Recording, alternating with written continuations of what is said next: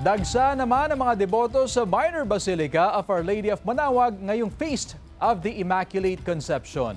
Yan ang balitang tinutukan live ni Sandy Salvacio. Sandy?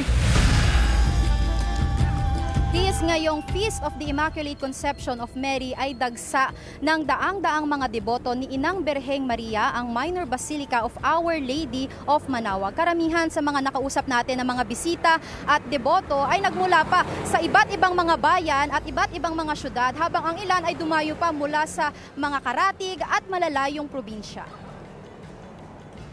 Ipinagdiriwang sa araw na ito ang pagdadalang tao ni Saint Anne sa anak nitong si Maria na walang bahid ng kasalanan. Hindi ang pagbubuntis ni Maria kay Jesus na ipinagdiriwang naman tuwing March 25. Ito ang isa sa mga nais linawin ng simbahang Katoliko.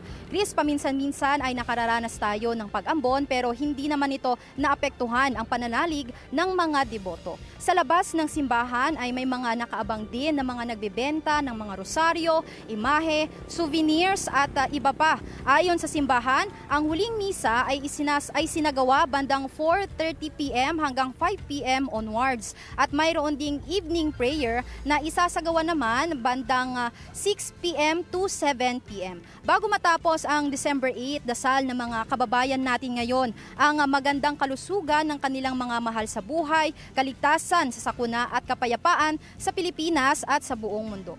Sa mga oras naman na ito, Chris, dahil nga sunod-sunod pa rin ang pagdating ng mga tao para bumisita sa simbahan at tignan din yung ilang mga Christmas programs ng LGU Manaoag, ay may mga nagkaroon na nga ng traffic build-up sa ilang mga pangunahing kalsada ng bayan. Dahil dyan, kalat-kalat ngayon yung mga traffic enforcers mula sa LGU at mula rin sa PNP para siguraduhin na may magmamando at magkokontrol nitong daloy ng trapiko.